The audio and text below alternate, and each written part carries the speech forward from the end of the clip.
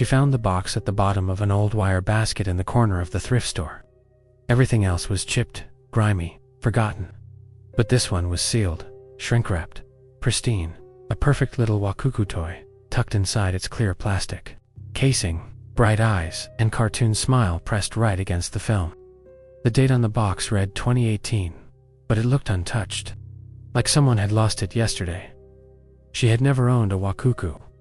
Kids at school had them years ago, cute little collectible plushies, round heads, stitched faces, each with a goofy expression, or tiny accessory. There were dozens of series, and every few months, a new wave would come out with different themes. Food, space, circus, monsters. The toy in the box wasn't from any of those. The label was different. Faded, almost melted. Just the name, Wakukunu. Quadente Quattro. No theme, no design description, no collector's code. She bought it without hesitation. At home, she carefully peeled the plastic away, not tearing it, just lifting it like she was opening a delicate antique. The toy was soft, heavier than she expected. It smelled faintly of plastic and dust, but not unpleasant. Then she noticed the face. The eyes were wrong. Not in the wrong place, but flipped, as if someone had stitched the entire facial template. Upside down, the curved line of the smile was on its forehead. The big button eyes were near the jaw, and between them, the seams were off-center, jagged, like they'd been ripped and sewn again. The tag was blank. She turned it around in her hands. Every other part looked normal. Soft limbs, round belly, even the company logo was printed on the bottom. But the face, something about it, made her stomach tighten. She placed it on her bookshelf. Anyway, maybe it was a rare misprint. Some bizarre one-off factory defect that would make it valuable one day. She liked how strange it was. That night, the Wakuku sat on the shelf beside her bed, motionless, silent. She stared at it before she fell asleep, trying to understand why its blank eyes made her so uneasy. She woke up at 3:11 a.m., not to a sound, not to a nightmare, just awake, with that odd, skin-prickling awareness that something had changed in the room. The Wakuku was still there, on the shelf, but now it faced her bed directly. She was sure. She had placed it at an angle, half-turned, like the rest of her plush collection. This one had been too eerie to look at straighten. And yet now, its upside-down smile and hollow black buttons were watching her. She sat up, her chest tight. Maybe it had tilted somehow. Maybe vibrations from traffic, or her fan, or a small shift in the wooden shelf caused it to roll a bit. But it wasn't round like that, and none of the other toys had moved. She reached up, turned it back, and faced it toward the wall. Then she went back to sleep. The next morning, it was back to normal. Still turned away, nothing strange. Maybe she'd imagined it, probably had. But she couldn't shake the feeling she hadn't been alone when she'd woken. In the dark, over the next few days, things changed subtly. In the mirror above her desk, the Wakuku appeared wrong. When she passed by quickly, she could swear its eyes looked higher in the reflection than in real life, closer to where a real face would be. Once, she thought she saw the stitched mouth twitch downward, like it had frowned for half a second. She stopped looking directly at it. Something about its presence made her jaw clench, made her want to hide it away. But every time she touched it, something deep in her chest pulled back. A strange discomfort, like moving the toy would make things worse. Then came the photos.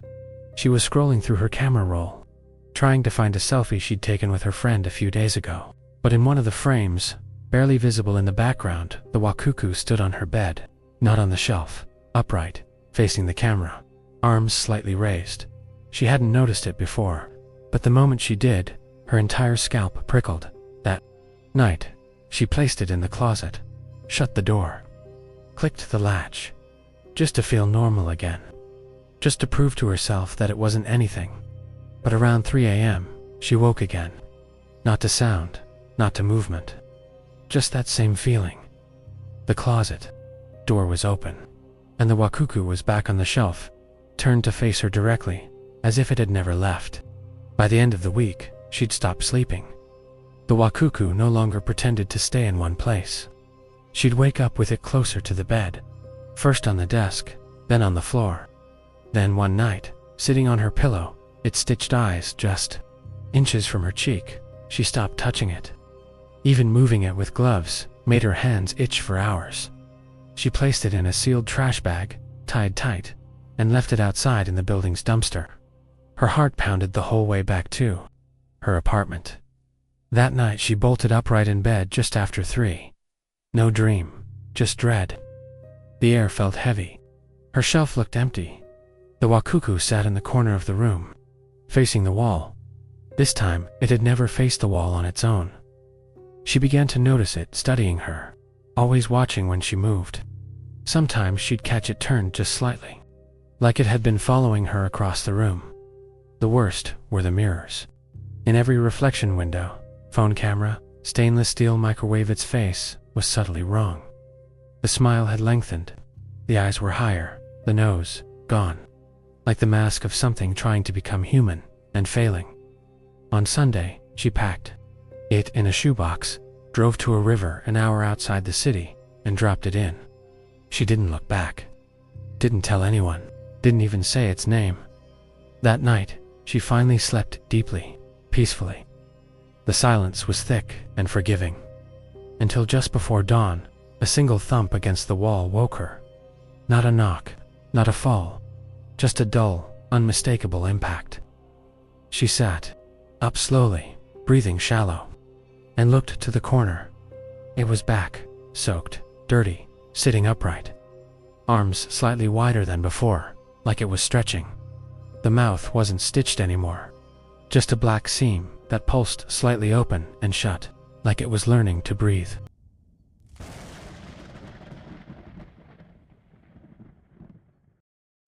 Some adults collect watches, others rare vinyl records or hunting knives.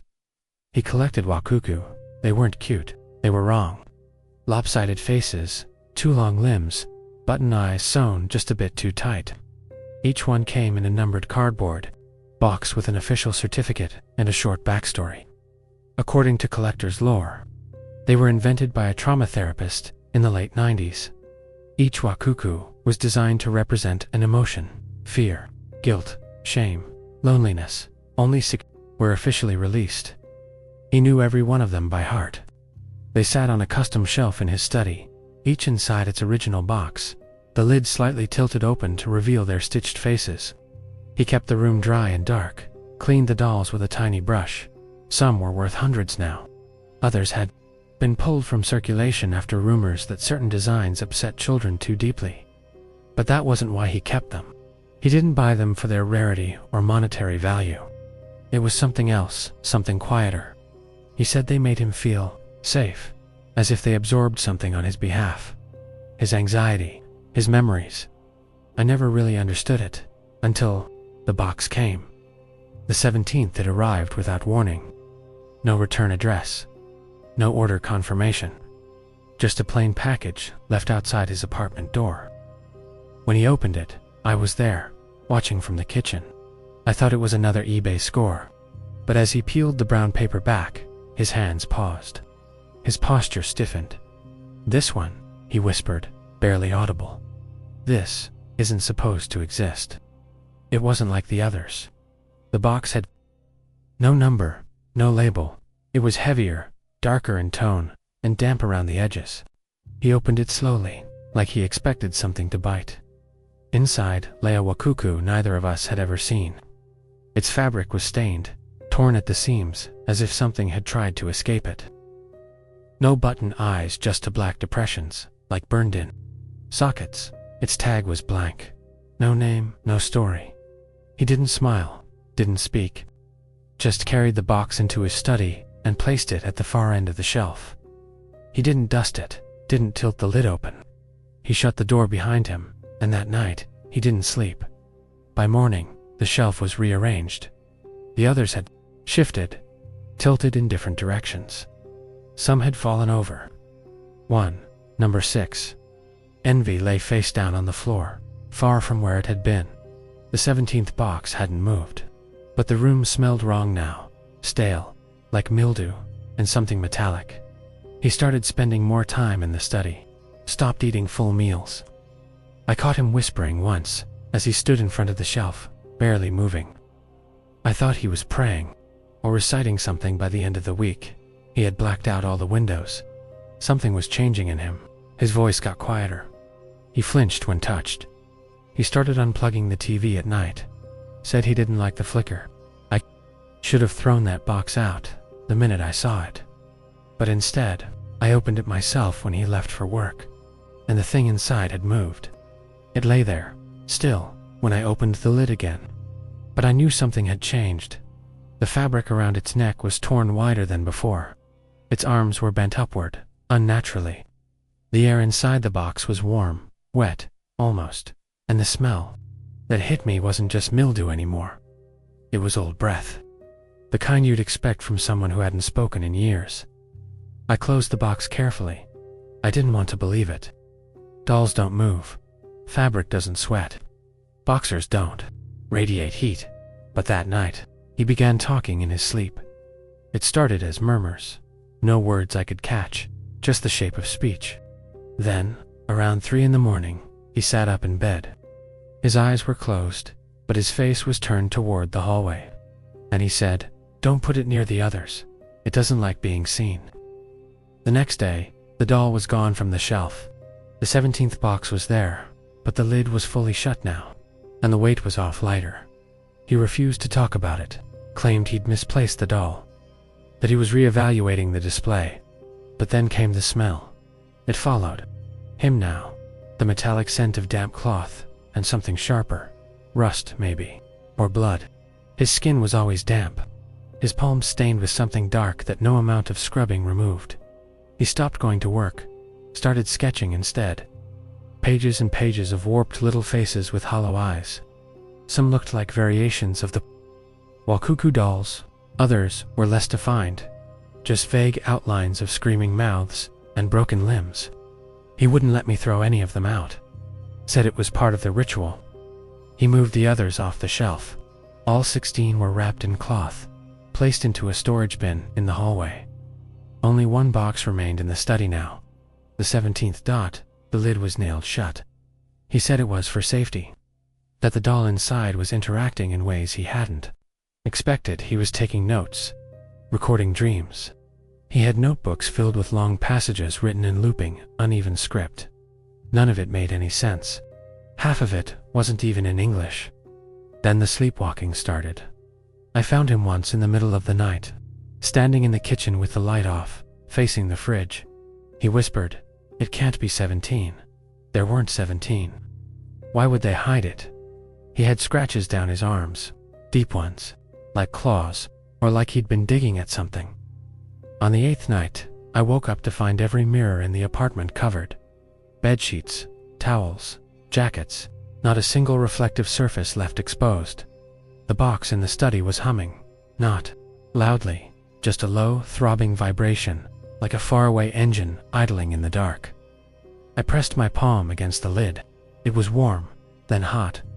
Then something inside knocked just once, like it knew I was there. By the 10th day, I knew he wasn't going to make it out. He had stopped eating, barely drinking. His skin had taken on a papery quality, like it might tear if touched too hard. And he only ever spoke to the box now. I watched him one evening. From the doorway to the study, he sat cross-legged in front of it, whispering through the nailed lid like it was a confessional booth. He didn't acknowledge me. He just nodded softly, over and over, as though listening. When I asked who he was talking to, he finally looked at me. Not with his usual eyes, something else was behind them. "It was always 17, he said. They lied. They said it was a mistake, an accident, but it watched the others. That was its purpose. That's why they sealed it." That night, the apartment got cold. Every light flickered. The fridge motor died. The clock on the oven reset to 0 o'clock.